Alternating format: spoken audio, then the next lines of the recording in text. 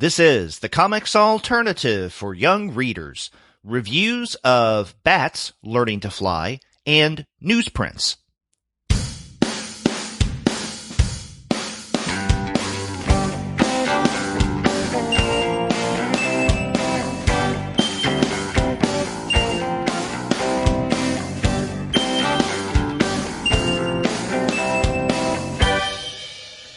Hello, and welcome to another episode of the Comics Alternative. I'm Gwen. And I'm Paul, and we're two academics talking about comics for young readers. On this episode of the Comics Alternative's Young Readers Show, we will be discussing two releases, a new volume in First Second Books science comics series, Falynn Christine Koch's volume Bats Learning to Fly, and Rushu's Newsprints, published by Scholastic's GRAPHIX imprint. I'm also excited to introduce our listeners to Paul Lai, a doctoral candidate in education at the University of California, Berkeley. Go Bears! Right? Hi, yes. They are the Bears. All right. Who will be taking over Andy Wolverton's co-hosting duties on the Young Readers Show. However, before we meet Paul and say a fond farewell to Andy, I want to remind everyone that our program is sponsored today by Discount Comic Book Service. Head over to DCB Service for all your comics pre-ordering needs. Every week, DCBS has DC, Marvel, Image, and Dark Horse titles for 40% off, and many other publishers' comics regularly run between 20 and 35% off of the list price. In fact, DCBS has specials that run, get this, Paul, 45 to 50% off the cover price. Wow. And often the discounts are more impressive than that. So head over to DCBS Service or their sister site, In Stock Trades, for all of your comics needs. Yeah, and this month, Discount Comic Book Service has a few bundles you might be interested in. There's a Marvel Kids bundle that includes issues of Marvel Universe Guardians of the Galaxy, number 18, which has this great subtitle, Come and Gut Your Love. See what they did there? Yeah, so and they did. Also Marvel Universe Ultimate Spider-Man versus the Sinister Six, number 9, for $2.98 for that bundle. 50% off the cover price. You can also get the DC Kids bundle, which is also a great value. Superpowers number 6, which I believe is the last issue of that great series. Teen Titans Go, number 21. Scooby-Doo, Where Are You, number 80. Scooby-Doo Team Up, number 25. All those kids comics for $5.96.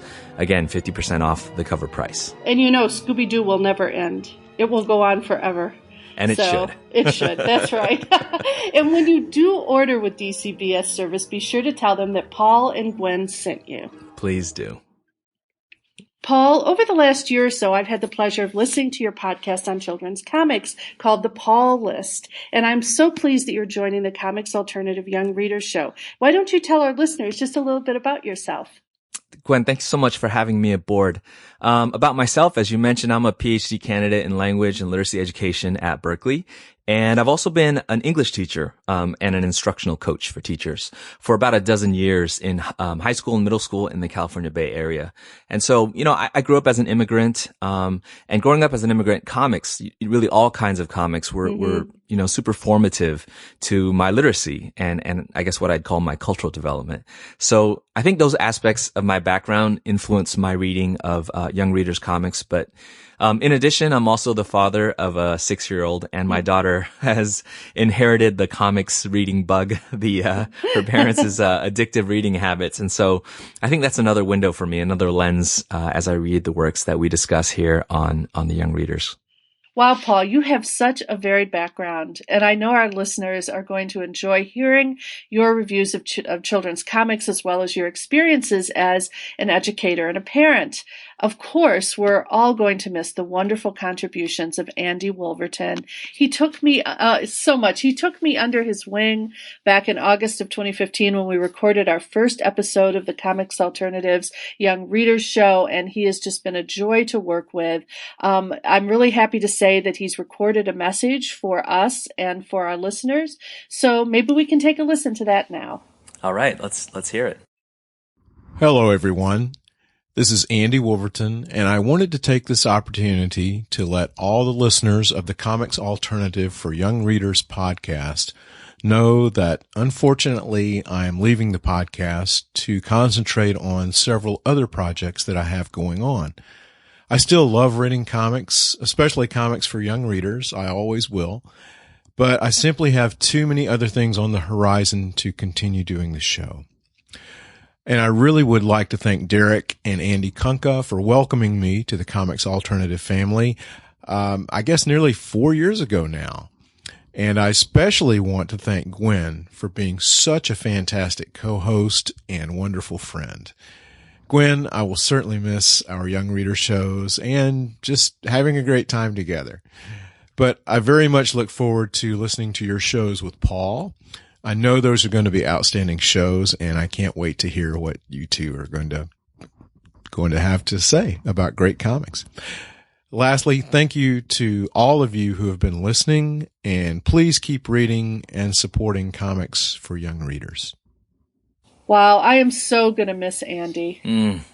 Absolutely. Andy has been just the most genial and convivial voice. He's just been, just a valuable source of insight and thoughtfulness with his perspective as a librarian. And, I know that personally he's been incredibly kind to me as I've been, folding myself in the comics alternative community. So, Andy, we will miss you. I think the field of film noir is exceptionally fortunate to have your contributions and to have your insight. But you'll be missed here. But I hope not missed too much, because I hope that you'll be back soon and that we'll be able to, talk more with you about comics in days to come. That's right. We love you, Andy. We miss you, and we wish you the very best. Absolutely.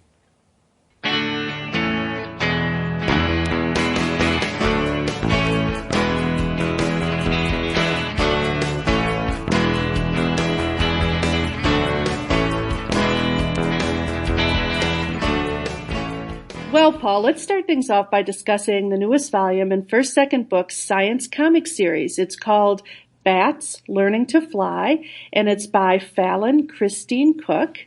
It will be released on February 28th, 2017, so just a couple weeks from now. And the Science Comic Series has been in print since 2016. First Second Books decided that it would be a great idea to put together a series of comics that focus specifically on scientific topics that are of interest to young readers. And I don't know if you've had a chance to read other volumes in the series. I did. I got to enjoy Coral Reefs. Was that's the one I haven't read. Was it really good? Oh, it's great. And I know that you enjoyed Human Body Theater, also by Maris Wicks. And so she lends her talents to Coral Reefs and makes it a heck of a lot more fun than a non-interested person might imagine. Yeah, I know that Andy and I, in March of 2016, I believe, we talked about Dinosaurs, which was by N.K. Reid and Joe Flood. And that series, that particular volume in the series was almost more historical in a sense, because it focused on the way that scientists and archaeologists and folks who were working out in the field first discovered dinosaur remains, learned about them, and then tried to come up with an idea about the origin of dinosaurs and their living habits, et cetera, and why they became extinct. And so it felt much more to me like a history book. And it was exciting. I loved it. And both of those authors the author and the illustrator have such great senses of humor. And that was one thing that I really enjoyed about Dinosaurs. But this volume is a little different because it's dealing with subject matter that's more contemporary to us. And I know that Cook was very interested in focusing on sort of an ecological theme, thinking about not only the way that bats contribute to our current ecology, but how they're endangered, at least some species of them are, and how perhaps as human beings we need to rethink the way that we interact with them.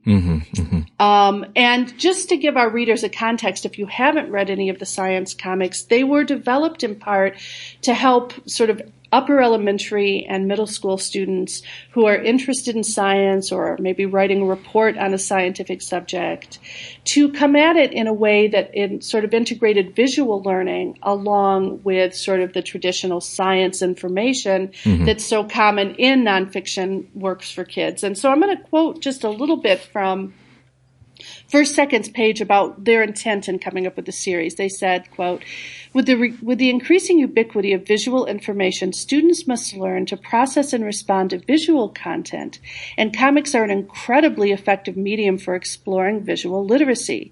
In the science comics series, readers will not only engage with the combination of words and pictures in an electrifying narrative nonfiction, but they'll also discover the biodiversity in coral reefs, learn about the origins of the universe in the deepest reaches of space, figure out how volcanoes shape the earth, and more, unquote. And so this series has been super popular. I've been keeping up with the reviews. I know School Library Journal has been very positive about these books, and they're highly recommended for school libraries or classroom instruction. But just because they have a strong didactic bent doesn't mean that they can't be amusing or interesting. And I found all of the volumes thus far to be really riveting. And I don't know, Paul, do you have any science background?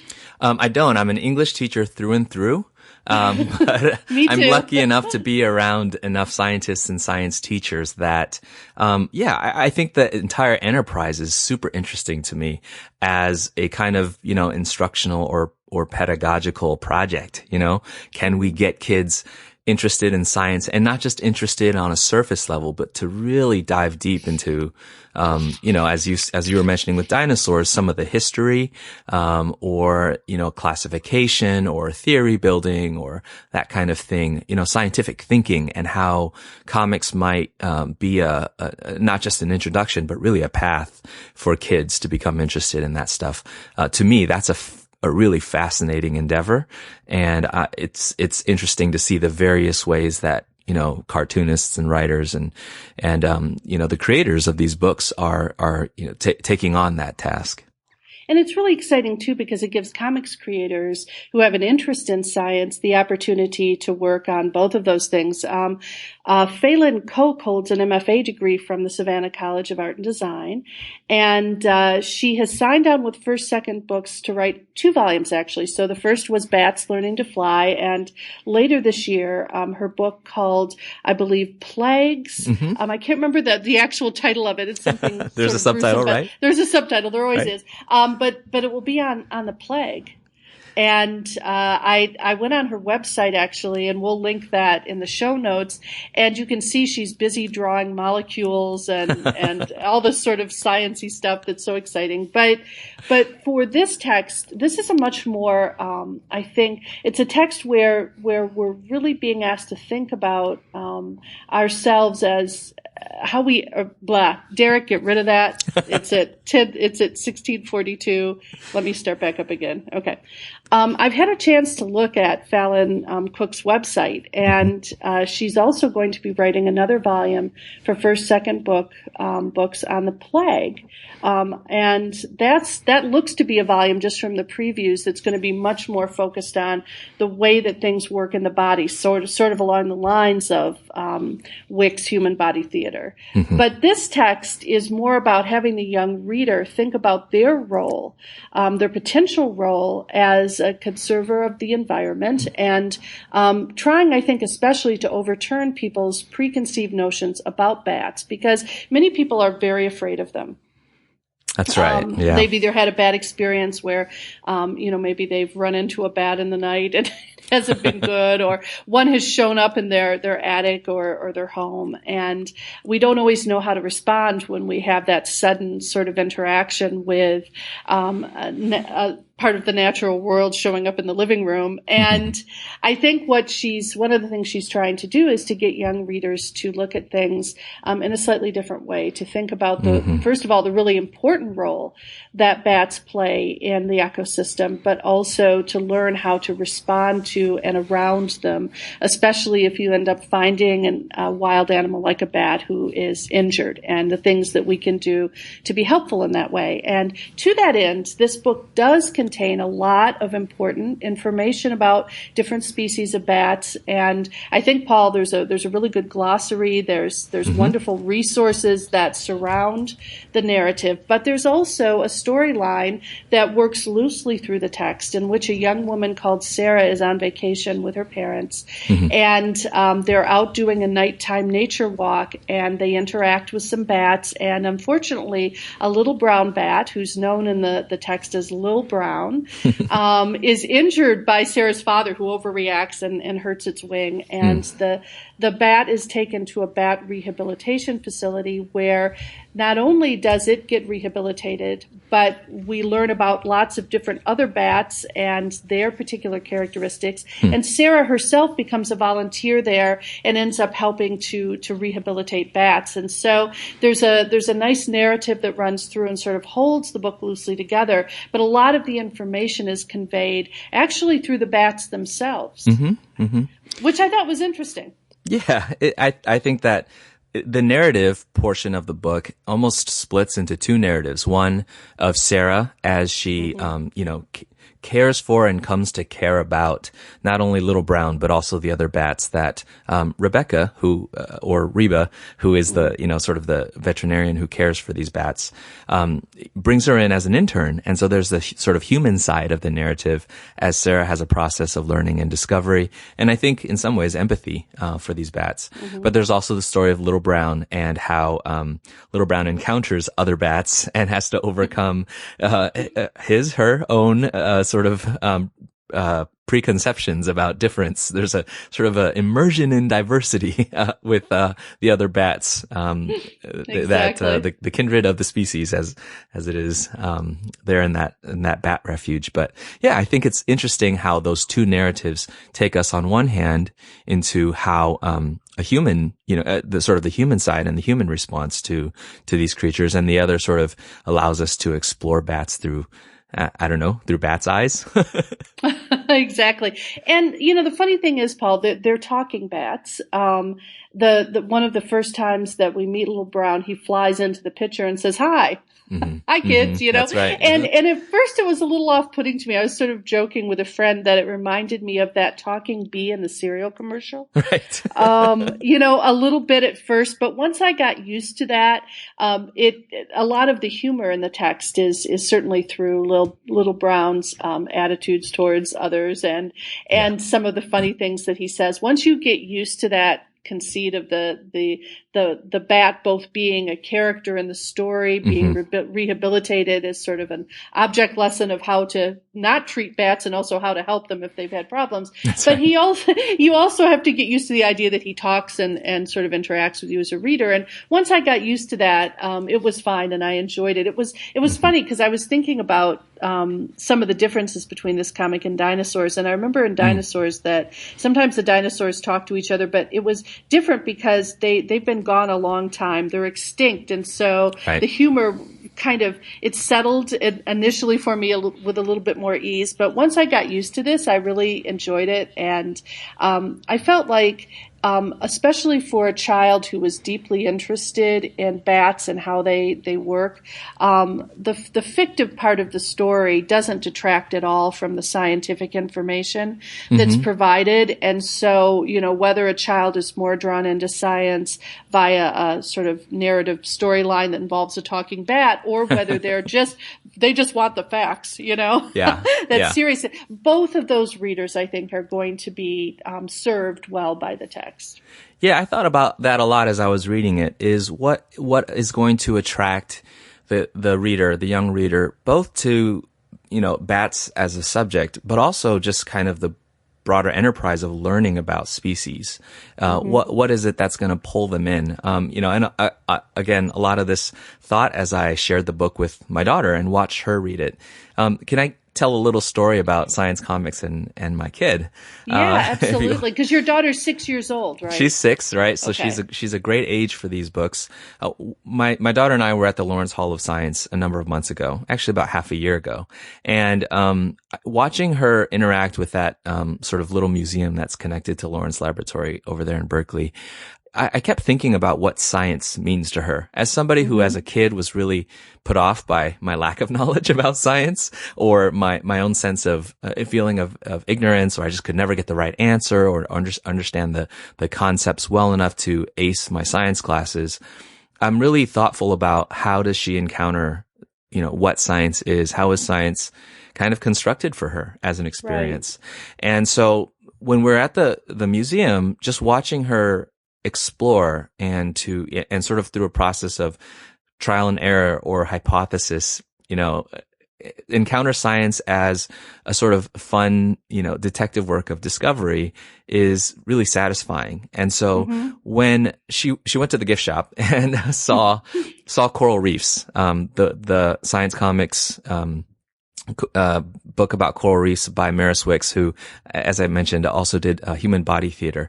And Wicks has this really charming, endearing way of bringing readers into the subject matter, And I think, agree. She's amazing. She's great. And human body theater has a sort of natural interest for kids, just understanding and discovering their own bodies. But I really wondered, is this a mistake to buy this book? Is coral reefs a subject that's, so distant from my daughter's life that she won't be able to connect? And the opposite was true. She read that, she gulped that thing up. Like before we even got home, she'd already read it 1.5 times, and I thought about how, just the way that Wicks makes little, all kinds of aspects of the natural world, personifies them, gives them little quips and fun little comments on each other and themselves, makes it into very much a theater, made the science come alive for her. And I thought about that when reading Bats.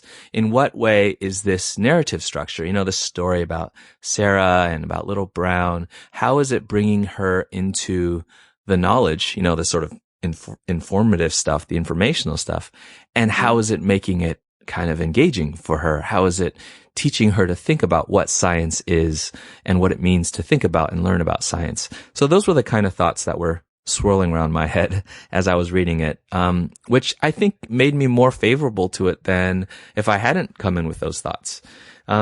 I don't know. Do you have any natural interest in bats? Well, I have a natural empathy for creatures who other people think are frightening or horrible. I've really tried to work against my own very strong fear of things like spiders, snakes, bats, because I know that it's an irrational response, that in fact, in very limited circumstances, especially living in a place like Michigan, am I ever going to come into contact with a snake or a spider or a bat that's going to hurt me? Right. I've really tried hard to work against that. And I think if I had picked up this book as a young reader, I probably would have at some level identified less with Sarah, who is, I think, at least at first not deeply interested in nature at all and gets drawn into it through the drama that happens with Little Bat. I think I would have probably identified more with the scientist. And I actually really have always found science fascinating. I just never, as a young person, I grew up just on the cusp of when young women were being encouraged to become involved with science. But I remember, when I was in 11th grade, my high school science teacher told me not to sign up for physics because girls weren't good at physics. Right. So I was still part of that generation. So I felt a bit distanced from it. But my mother was a nurse and always really loved science and tried to explain things to me when I was a kid, in a way that would make it clear to me, because I must admit I'm more of a fact person. As a kid, I would have read that book just for the facts and memorizing the facts and knowing them. But the storyline, and especially Reba, the person who works with bats, I really thought that was a good addition to the text. And what I really like about this volume is it's one of those instances where science is not that distant. Most of us do live in regions where we could help with bat rehabilitation. The fact that this volume encourages young people to become involved in the world and to see how science can work outside of the laboratory environment, which we're often encouraged to think about stereotypically when it comes to science. But this is really an instance where, a bat rehabilitation is an actual career. It's something that someone could do if they were deeply interested in it. Seeing the character sort of take initial interest in science and then play it out in a way that helps the ecosystem is really a positive message. And so I really liked that aspect of it. And in that way, it was much more, I think when I was thinking about potential readers, it was as if not more interesting than dinosaurs, which are fascinating as all get out, but you will never have the opportunity to like go and work with actual dinosaurs, which probably is a good thing. That's right. I think if you're really going to be afraid of something, it would be a T-Rex walking onto and crushing your house as opposed to a bat in the attic. But we got enough Michael Crichton books to scare us sufficiently about that notion. But I agree with you in that I just think that, to speak to Cook's cartooning, and I don't know, I think we haven't mentioned yet that this is Cook's first sort of full-length graphic novel, which to me is a pretty impressive achievement, because just sort of in terms of visual storytelling, there's a great clarity. It's a good looking comic. The color work is really great. The line work is very legible, which is an achievement for kids comics, and being able to switch back and forth between the modes of narrative. And as I mentioned, two narratives, right? The human narrative and the bat narrative. Right. And then the sort of, diversion into a sort of more informational, explanatory mode. I thought that she handled that super capably. And initially it was a little jarring to be in and out of the story and cutting away to these sort of facts pages. But as the story went on, I could see there was a lot of intention in the thoughtfulness with which Cook rolls out those various pieces. The bits of information become relevant to what's happening to Little Brown or what Sarah's discovering at kind of just, I think, the right moment.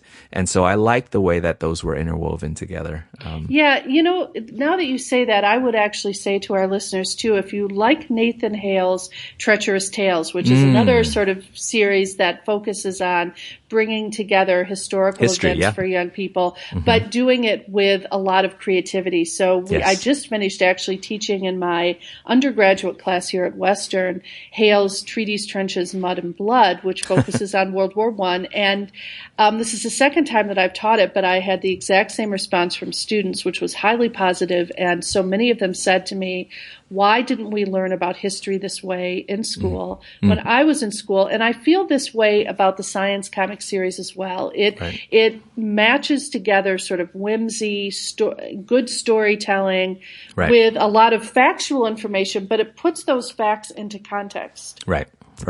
And I think that's super important. It's like you were saying, my daughter doesn't spend time snorkeling every day looking at coral reefs, but obviously the way that story was put together and the way that the different sort of elements come together is entertaining and interesting for a young reader, even if they have no firsthand experience with the subject matter. That's right. Yeah. I mean, and really, I agree with you that, bats as a subject choice is so interesting. I think if you're trying to sell a ton of comic books, you'd make it about, I don't know, puppies or I don't know. I'm not sure which animal, but actually, Paul, there's a dog version of science comics coming out later this year. So that they heard you. Actually. You are on the cutting edge of like comics editorialship here. But I think what I love about this is that, as you were saying, the issue is that there's this cultural suspicion, all this mythology about bats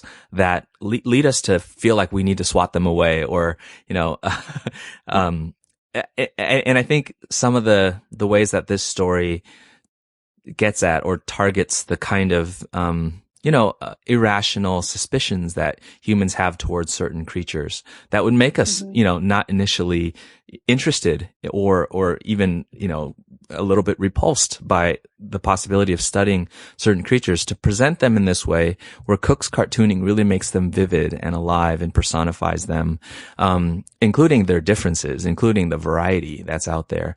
And I think it just really gives kids, a sort of, model of, let's take these creatures for, as you mentioned, their contributions to our ecology. Let's take these creatures for, the kind of wonders that they are when you really study them. And I think that's just such a powerful and important thing that comics can do. Mm-hmm. And I guess one more thing I'd mention, Gwen, is that reading this, I kept thinking about the gifts that comics offers to science learning. Many people, you've talked about this before on this show, and I'm thinking of Jean Luen Yang talking about this in a TED Talk that he gave, for instance. But the ability of comics to present visual information and to provide visual learning, I see it in all kinds of places, those kinds of tools and those affordances that this text really exploits. Mm-hmm. And the other thing I would say is from a socioeconomic perspective, because I'm always thinking about, child readers who may not come from families where they have the opportunity to do an extensive amount of traveling. Yeah. This particular volume not only shows that all young people can give of something that they all have, which is their time, to learn about the world around them and to be helpful, but also there's a little instruction in the back where for probably under $8 or $9, a young person could make a bat house and put it in their backyard and do their little part for the ecosystem. And so I think this is a book that's really approachable, and it deals with everyday life, which is, I think that's so important because very often people think of the word science and they think of that lab or they think of really difficult esoteric ideas. And this particular volume, it's really a practical guide as much as anything. And so, I would highly recommend it. And certainly, I would love to think that a science teacher who was also a comics fan and is listening to this show might be able to get these books into his or her classroom to use with kids. I think it would be a great resource. Absolutely. And I think it sounds like you and I are both on the same page in terms of endorsing this science comics series in general, but also just kind of being interested in watching the ways they roll out different things. I am looking forward to Cook's, as you mentioned, the next science comics edition that she's coming out with. I looked it up. I think it's called Plagues, the Microscopic Battlefield. And I think Cook's cartooning talent for drawing strange creatures and making them accessible and interesting and relatable should be well applied in the case of drawing bacteria. Yeah, and I think also there's an upcoming book on dogs that's coming out this summer. So I really like the way that they're varying the types of science topics at First Second and really bringing on board excellent comics creators to do that work. So. Agree. Yep. Hats off.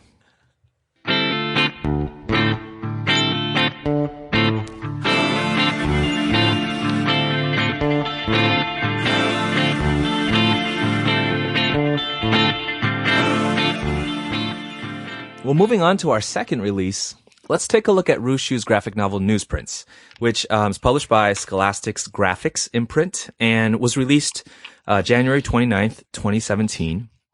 NewsPrints takes place in kind of a fictional diesel punk world where the land of Nautoline is torn by war, and there's a newspaper in the city that's called the Bugle, and it's the only one that's still left reporting the truth in these fictional times. Our hero is a girl named Blue, and she is a newsboy, and a rare kind of newsboy, because in this society that sort of counts on its newsboys to shout out the headlines and sell papers, the expectation is that that role is played by boys. But Blue is not a boy. She's a girl that was orphaned by the war and adopted by the family who owns the newspaper. And so Blue sets out to prove that you don't have to be a boy to be vital in the news business. But also along the way, she encounters and we meet a cast of, a wide cast of interesting characters. There's Jack, the eccentric and secretive inventor. There's Crow, who's sort of a strange kid that Blue befriends, who's wrapped in a scarf and in all kinds of mysteries that we come to find out about. And Goldie, which is Blue's canary, always on her shoulder or somewhere near her, who matches her kind of welcoming of people and sort of her spirit of flight. And so, it's a very compelling narrative, a compelling read, to find out how will this very uncommon news girl navigate the murky waters of a society in wartime. I loved this. I had a great time reading it. I don't know what your response was, Gwen, or if you had some initial reactions to reading Newsprints. Oh, no, I really loved it. And I really have to say that this could be called the Savannah College of Art and Design show. That's right. Because Rushu went there as well. And it's interesting. When I first read through this, it reminded me of a couple of comics that we've already talked about on the Comics Alternative Young Readers show. The first last summer was Compass South.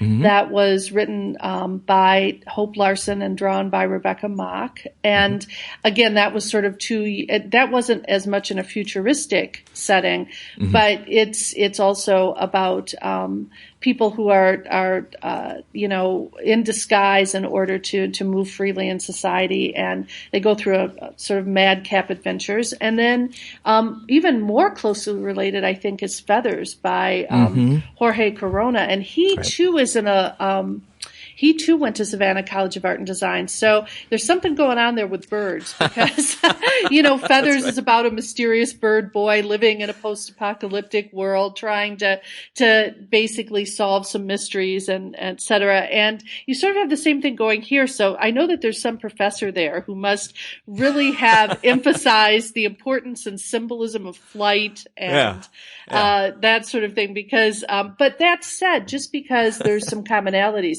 this text stands on its own. It's really a fascinating world that is created here with all sorts of interesting machines. And it's a society that's under a lot of stress due to war. And one of the central questions, which I think you'll want to talk about, because I've seen your notes, I know what you've been thinking, but it's this idea about the truth.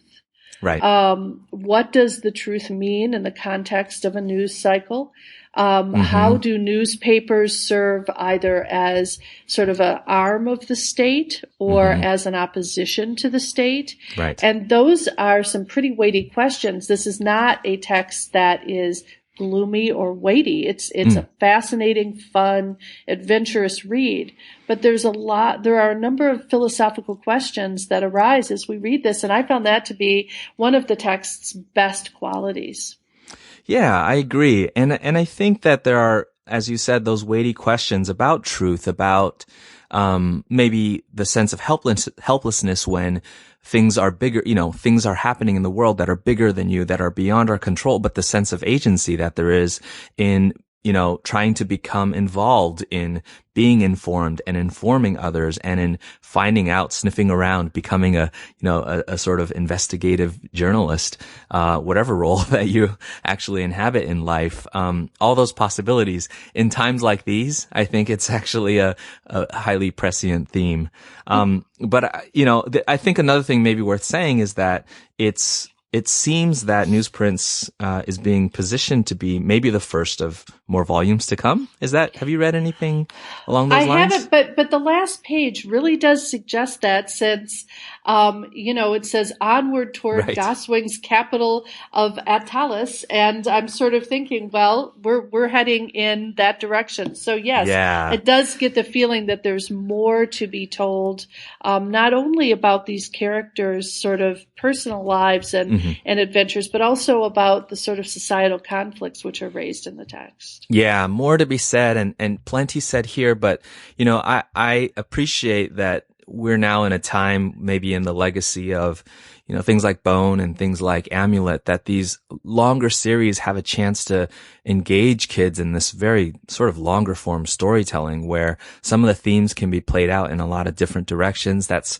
why I'm looking forward to the next volume of the Compass South series, as you mentioned, which shares affinities with this, and Nameless City as well by Faith Erin Hicks, and things like that are unraveling, or rather unfolding a world where the way that those fictional worlds are set up are going to be very interesting for their commentary about, society and history.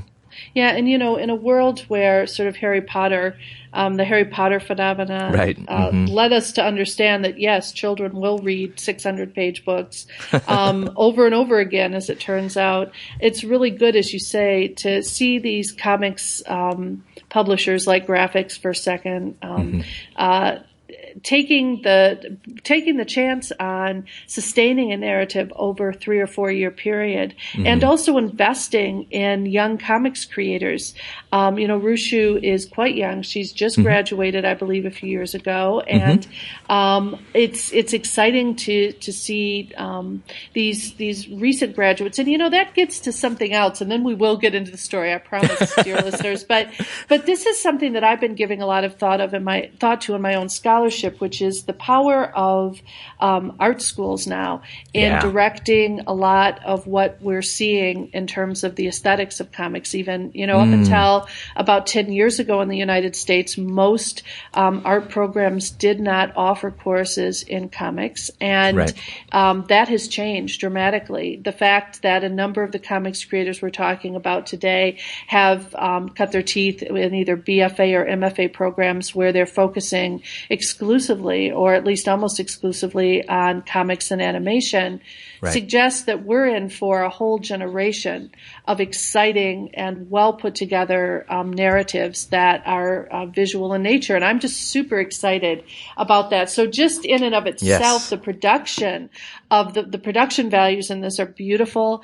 This is the same company that obviously puts out Raina Telgemeier's extremely popular graphic novels. And it's exciting to see them really beginning to get behind texts that are a little bit different, a little bit, I think, certainly more in the fantasy realm, and involve readers in some pretty profound mysteries. There's a lot of mystery. This reminds me a lot of serial films that my mom and her sister used to watch back in the 1940s and early 1950s, where you'd enter into this world for, maybe 30 minutes, and then there'd be come back next week for the next episode. And this has very much that feel. Yeah, those affinities to those old RKO serials, a reference that I have no business knowing, being born in 1980, but I was. But that makes you more awesome, Paul. Seriously. But the sort of sense of, and not to mention that the story itself is set in a world that, again, fictional, but could be the 1930s and the 40s, or that sort of time period. But that kind of, we're drawing a big world. There's a really captivating and adventurous story at the center of it. But at the same time, as we follow, our hero through, all of their adventures, their journey, we also are introduced to all the different corners of this wide world. And meanwhile, that narrative through line pulls us, to a cliffhanger or to some sort of exciting culmination. And I think Shu does that ably in this book. But yeah, to what you were saying earlier about, I agree with you. I'm going to be watching for the output of this generation of, maybe we should call them SCAD grads, for this SCAD grad and their ornithological interest. But I think that the thing that's really interesting to me about this and a lot of works is, there's some commentary from reviewers and things like that, and in the back matter about the manga influence in her art. I think what's fascinating to me is to see the ways that, like at first blush, there's a lot of manga influence. Shu was born in Beijing but grew up in Indianapolis. But I also see a lot of European comics, a lot of Hergé and the kind of color, the kind of the shape of the adventure, the amount of detail in creating the world. She names as some of her own influences Miyazaki, and things like Avatar: The Last Airbender. And I think these are works where there's not a strong segregation of Eastern influences and Western influences, sort of artistically as well as narratively. And that's reflected in this work. But I think that a lot of the great comics that is coming from places like SCAD, it seems like there's not you got to draw this way, like, Jack Kirby or something, there's a sort of openness to the influence of the best that comics and animation have produced, from throughout the world that shows up in this really cool kind of hybrid, syncretic, as I call it, kind of style, in the story. Yeah, and there's a good example of this on page 10. If we want to get into the comic for a minute, this is where Blue is meeting this sort of mysterious inventor, and they're having a conversation. And in part, when you were talking about sort of the connection between Hergé's 1010 and this text, I see that for sure. In part, the way that young people and adults interact is definitely a focus of this text. And this is interesting because, but also I see sort of the influences, especially from Asian comics, because there's this, like, they're having a normal, quote unquote normal, almost boring kind of conversation, but it's drawn in such a way that it's like the most, if you didn't have the text along with the images, you would think they were discussing like the end of the world. So it's life and death, right? You aren't in school, but what about your education? The inventor says, and he's got little emanata coming out of his head, and he's practically screaming it, but you can sort of tell narratively and in the way that the characters interact with each other that they're actually just having a normal conversation. It's just being heightened artistically. And I think that gives this book, this is just one little example, but it gives this book so much energy. Yeah. And on those exact pages, that sort of manga, it almost seems like an overreaction. It's great. It's like, oh my gosh, why aren't you in school? Exactly. And other things that I see the manga influence is these long pages of almost languid silence, where the action and the gesture does a lot of the storytelling.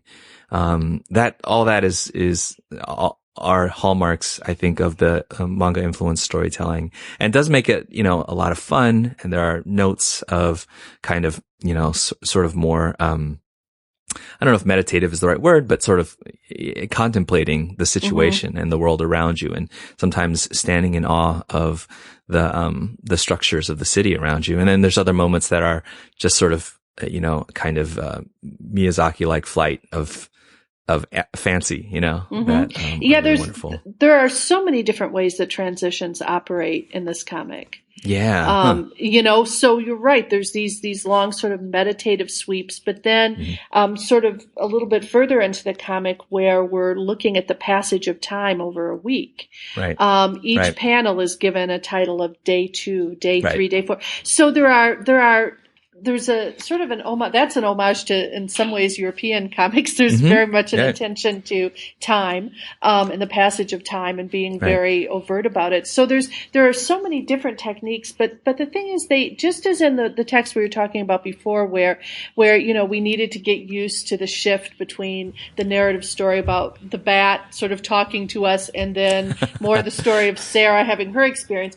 Here, I think that it could be challenging for a very young reader. And in fact, we usually talk about age range, and, I think that this would be a comic that would probably most be enjoyed by upper L.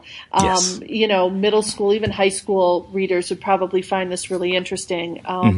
But that does take a little time to work through those transitions, but there's enough context there that I think that even sort of beginning readers of comics would be so intrigued by what was happening that they would stick with it. So I think it's a great comic for probably your middle grade reader who just loves action and adventure, but I could see even younger readers getting into this. Did you try to read this with your daughter? Or I did, actually. I read. And how did that go?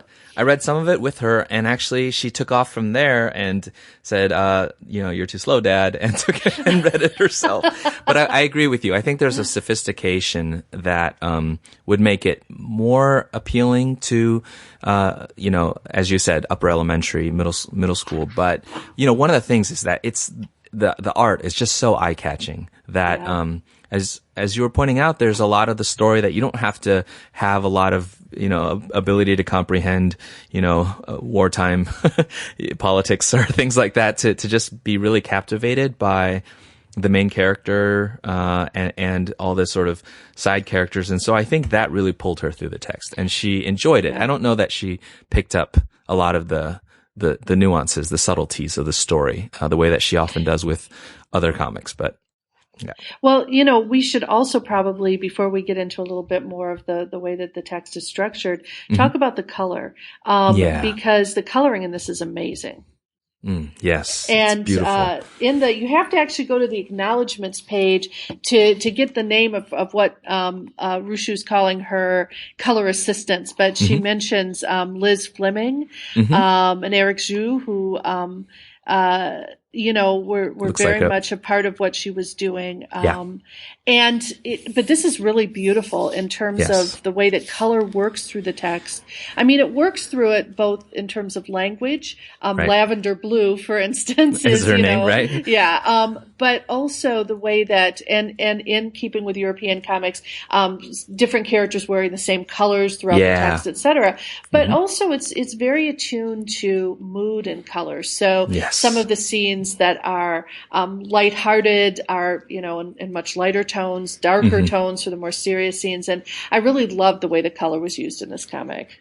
Yeah. I would love for somebody who's a trained artist, which I am not, to maybe, write in or call in and inform us about this. But I definitely get a sense that, let's see, there's a warmth and a kind of pastel quality to a lot of the colors, but there's also something going on in the lighting and shadows that, what I think of is the way that Pixar movies, for instance, had a period of time where they started to be able to do so much with gradation and lighting and shadow that it almost became too realistic. And what I've seen in some of the more recent Pixar films and works of animation is that they've almost scaled back and added a level of abstractness that has the sense of the essence of warmth, the essence of sunlight. Almost every panel here has sort of color lines that are sort of very abstract renditions of what would be shadows, but it gives this real sense of warmth that is at the same time still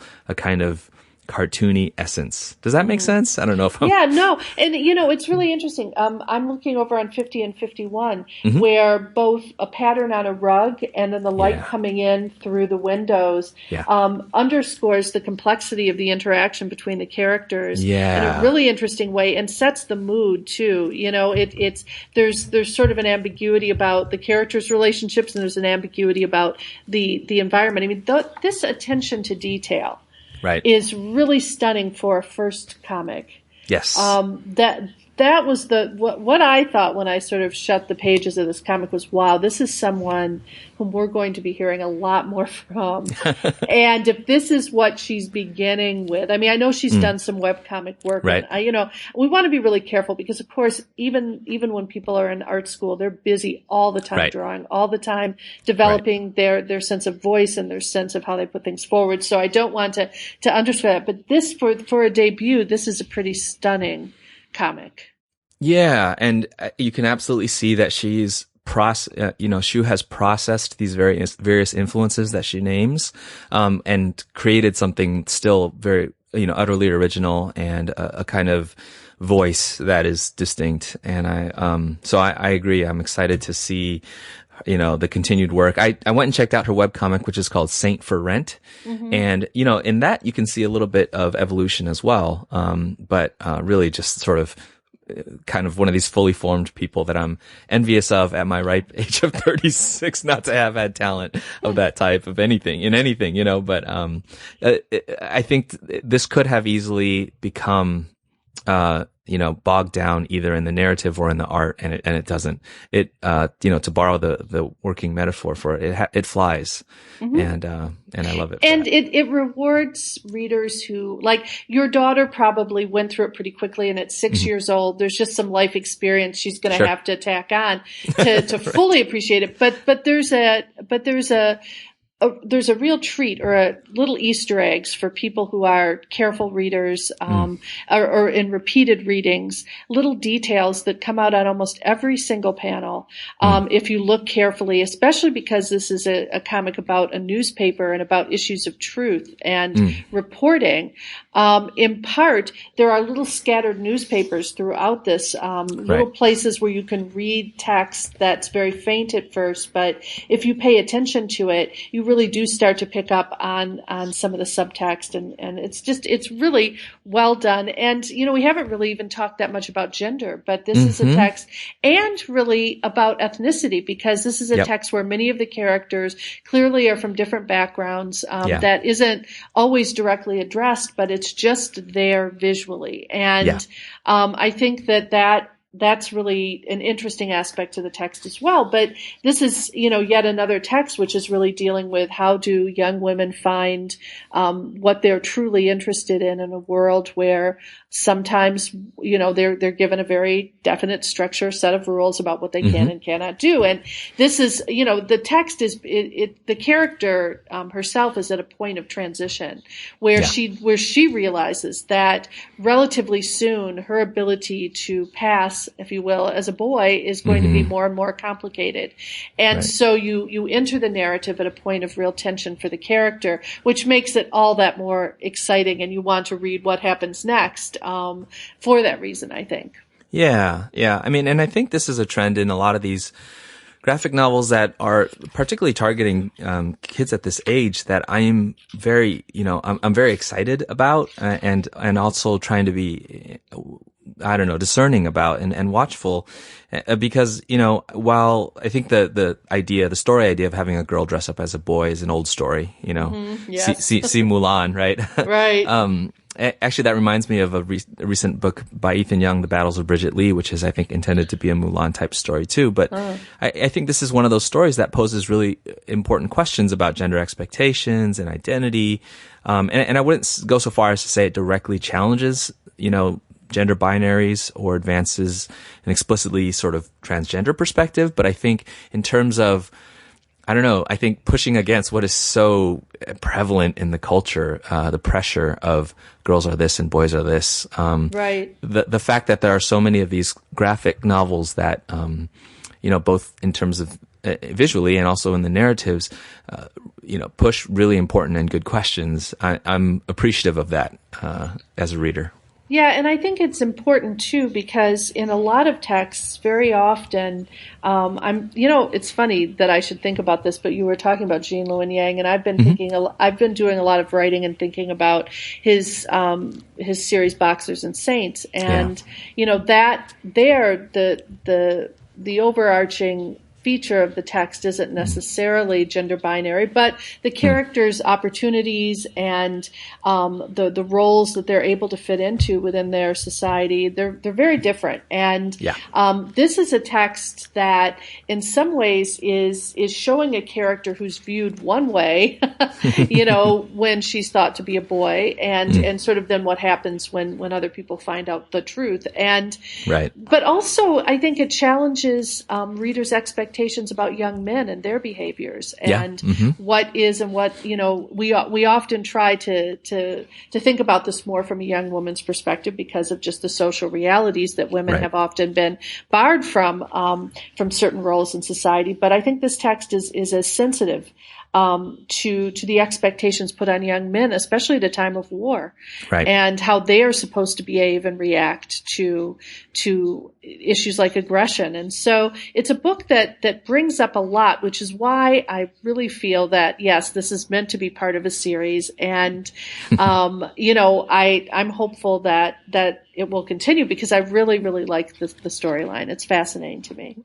I do too. I guess one more thing I'd mention, which I think plays into the themes of gender, but also, as you mentioned, about ethnicity, is that another characteristic of this that I would put in common with things like Nameless City is that it's a very, even though it's, sort of a fictional historical, it's a very cosmopolitan kind of setting. And, there's a map where you can see the construction of the city, and it kind of has a center that radiates outward, which is a lot like the development of Beijing, a city that keeps getting bigger and bigger and forms these rings around it. At the same time, it's a port city. And so you imagine that there's a lot of, traffic movement flowing in and out from around, this world.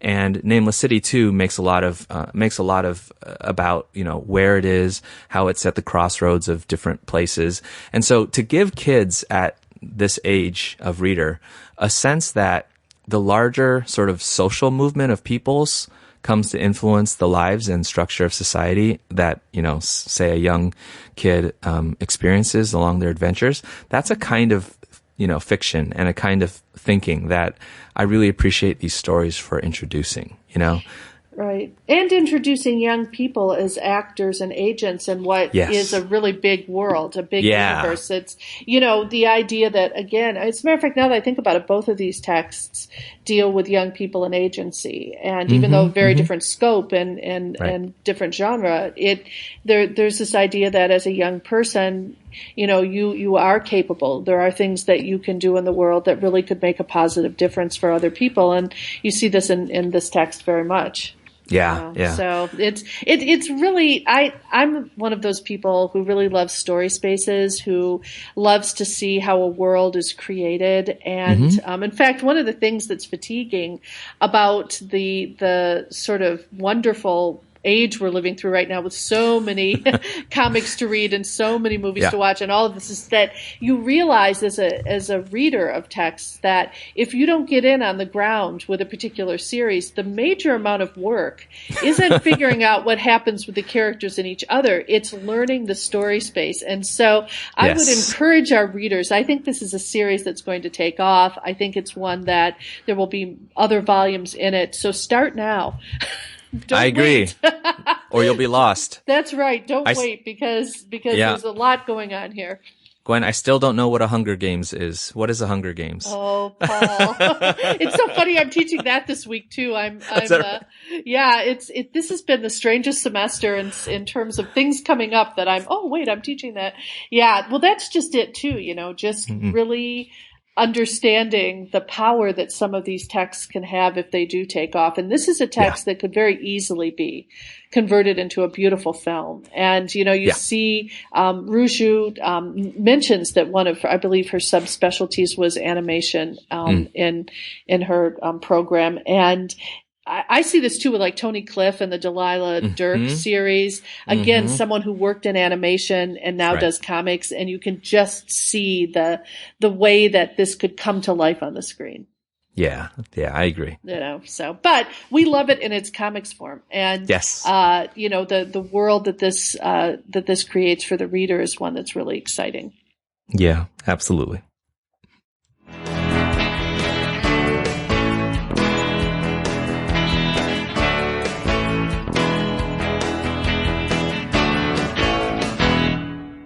Paul, this has been so much fun talking to you today about comics. It's so nice to have you on board. Oh, it's a blast and a total honor and privilege for me to talk to you, Gwen, about these books. Well, we are going to have a lot of fun this year talking about comics. Next month, we'll be back with another exciting show. But until then, we want to remind folks to visit our sponsors, DCBS Service and their sister company, In Stock Trades, where you're going to find lots of amazing comics priced anywhere from 20 to 50% off the list price. And after you get your comics there, we'd love it if you got in touch with us and let us know what you think of these books or about our show. You can contact us by going to our website at comicsalternative.com. And on the right-hand side of your browser, you should see a tab that reads Send Voicemail.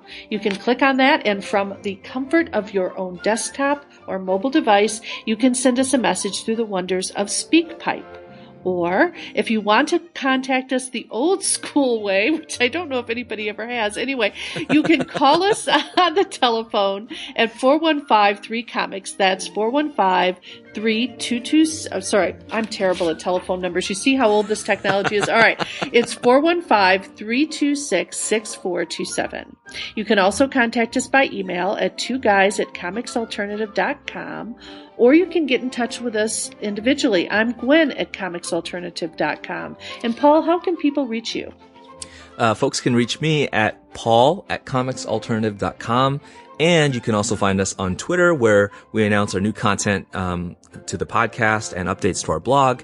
We're at 2 Guys with PhDs. We're also on Facebook, Tumblr, Instagram, Google+, Goodreads, and Pinterest. And if there's a social network that we've missed, please let us know. Yeah, I don't think that's possible.